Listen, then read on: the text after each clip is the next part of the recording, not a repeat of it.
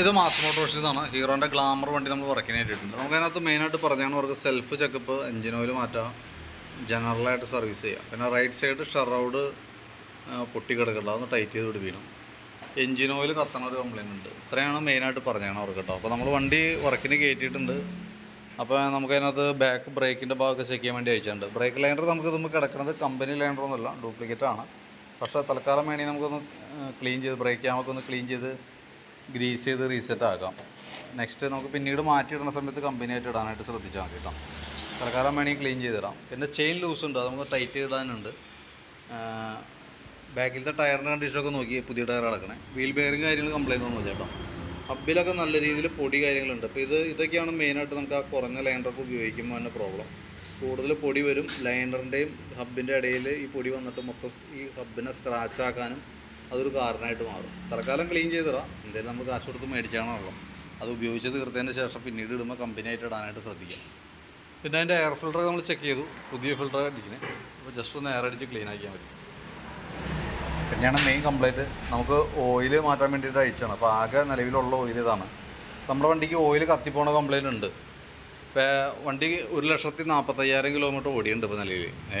അപ്പോൾ അതിൻ്റേതായിട്ടുള്ള തേയ്മാനമാണ് cylinder piston വന്നേക്കുന്നത്. സിലിണ്ടർ പിസ്റ്റൺ തേയ്മാനം കൊണ്ടാണ് ഓയിൽ കയറി കത്തണത് കേട്ടോ. അപ്പോൾ നമുക്കത് അഴിച്ച് ചെയ്യണമെന്നുണ്ടെങ്കിൽ സിലിണ്ടർ ഹെഡിൻ്റെ ഭാഗം നമുക്ക് അഴിക്കണം. ഇപ്പോൾ വേറെ നമുക്ക് ക്രാങ്കിൻ്റെ ഭാഗത്ത് ഇപ്പോൾ സൗണ്ട് വ്യത്യാസമൊന്നുമില്ല.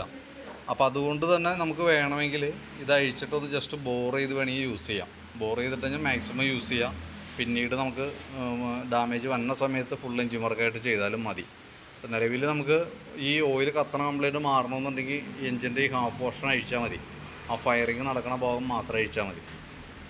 ഇതിപ്പോൾ ഈ രീതിയിൽ ഓടിക്കഴിഞ്ഞാൽ അപ്പോൾ ഓയിലിപ്പോൾ ലെവൽ കുറവായിട്ടാണ് ഓടിയേക്കണം. അപ്പോൾ ഇതേപോലെ നമ്മൾ ശ്രദ്ധിക്കാണ്ട് വണ്ടി ഓടിക്കഴിഞ്ഞാൽ ഓയിൽ തീർന്ന് മൊത്തത്തിൽ പിടിച്ചു നിൽക്കും.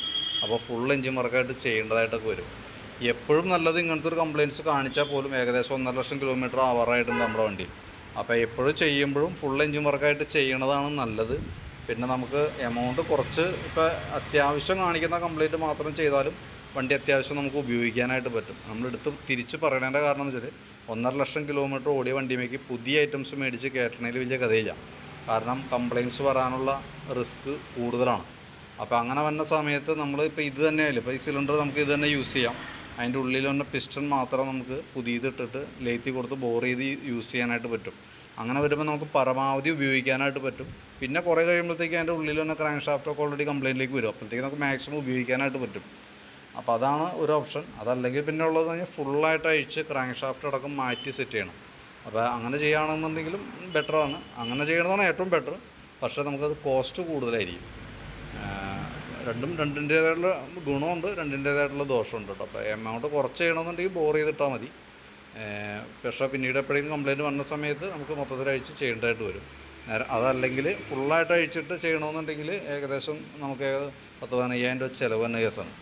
അപ്പോൾ അങ്ങനെ ചെയ്യുകയാണെന്നുണ്ടെങ്കിൽ നമുക്ക് അത്യാവശ്യം നല്ല രീതിയിൽ തന്നെ നമുക്ക് ഉപയോഗിക്കാനായിട്ട് കിട്ടും. വേറെ പ്രോബ്ലംസ് ഒന്നും ഇല്ലാണ്ട് നമ്മൾ ഓയിൽ ചേഞ്ച് കാര്യങ്ങളൊക്കെ കൃത്യമായിട്ട് ശ്രദ്ധിച്ചാൽ മതി. എന്തായാലും നമ്മുടെ ഈ ഒരു കംപ്ലയിൻറ്റ് റെഡി ആവണമെന്നുണ്ടെങ്കിൽ സിലിണ്ടർ ഹെഡിൻ്റെ ഭാഗം അഴിക്കണം. അപ്പോൾ നിങ്ങളൊന്ന് ആലോചിച്ചിട്ട് പറയാം. തൽക്കാലം വേണമെങ്കിൽ ബോർ ചെയ്തിട്ടാലും മതി. അങ്ങനെ തന്നെയും ചെയ്തില്ല എന്നുണ്ടെങ്കിൽ ഇപ്പോൾ ഓൾറെഡി ഈ കണ്ടീഷനിൽ കിടന്ന് ഓടിയോ വണ്ടി ഇങ്ങനെ നമ്മുടെ ശ്രദ്ധയില്ലാത്തത് കൊണ്ട് ഓടി പിടിക്കാൻ തരും കേട്ടോ. ഒന്ന് പ്രത്യേകം ശ്രദ്ധിച്ചോളാം. പിന്നെ അതേപോലെ തന്നെ സ്പാർക്ക് പ്ലഗൊക്കെ ഒന്ന് അഴിച്ച് ക്ലീൻ ചെയ്തിട്ടുണ്ട്. പുതിയ പ്ലഗ്ഗാണ്. ജസ്റ്റ് ഒന്ന് ക്ലീൻ ചെയ്ത് റീസെറ്റ് ചെയ്യാം. ബാറ്ററി നമുക്ക് നോക്കുമ്പോൾ 2024 ബാറ്ററിയാണ് വണ്ടി ഇരിക്കുന്നത് കേട്ടോ. സെൽഫിൻ്റെ പ്രോബ്ലം കാണിക്കുന്നത് സെൽഫ് റിലേയും സ്വിച്ചും കൂടി മാറ്റിയിട്ടാലാണ് അത് റെഡി ആവുള്ളൂ. പിന്നെ കോൺസെപ്റ്റ് ചെറിയൊരു അടിയുണ്ട്. ഞാൻ തൽക്കാലത്തേക്ക് ടൈറ്റ് ചെയ്ത് സെറ്റ് ആക്കിയിട്ടുണ്ട്. പിന്നെ ഈ ഫോർക്കിൻ്റെ ഈ ഭാഗത്തൊക്കെ ലീക്കേജ് കാണിച്ചു തുടങ്ങിയിട്ടുണ്ട്. അപ്പോൾ തൽക്കാലം ഇപ്പോൾ ഒന്നും ചെയ്യാൻ വേണ്ടി അയക്കേണ്ട. അപ്പോൾ അയച്ചാൽ നമുക്ക് അതിൻ്റെ ഹോൾസെയിൽ കാര്യങ്ങളെല്ലാം മാറ്റേണ്ടി വരും. ഈ കളറിന് ഇതിൻ്റെ ഈ പൈപ്പിൻ്റെ ഈ ഭാഗത്ത് കാരണം കളർ ഷെയ്ഡ് വ്യത്യാസം കാണുമ്പോൾ സ്വാഭാവികമായിട്ട് ആ പൈപ്പിന് കംപ്ലയിൻ്റ് ഉണ്ടോ എന്നുള്ളത് സംശയിക്കേണ്ടിയിരിക്കും. അപ്പോൾ പരമാവധി ഓടിയിട്ട് ചെയ്താലും മതി. കംപ്ലയിൻ്റ് ആയിട്ട് അഴിക്കുക അത് നമുക്കൊരു പണിയായിട്ട് വന്ന കേസാണ് അത് കേട്ടോ. കാരണം ഇവിടെ ഫോർക്ക് ലീക്ക് കാണിച്ചതൊക്കെ സ്വാഭാവികമായിട്ട് അതിൻ്റെ പ്ലേറ്റിങ് പോയിട്ടുണ്ടാവും. പ്ലേറ്റിങ് പോയിട്ടുണ്ടെങ്കിൽ നമ്മൾ അഴിക്കുമ്പോൾ 2 പൈപ്പും ഓയിൽസീലും കൂടി മാറ്റണം. ഏകദേശം ഒരു 3000 രൂപ നമുക്ക് ചിലവ് തന്നെ കേസാണ്.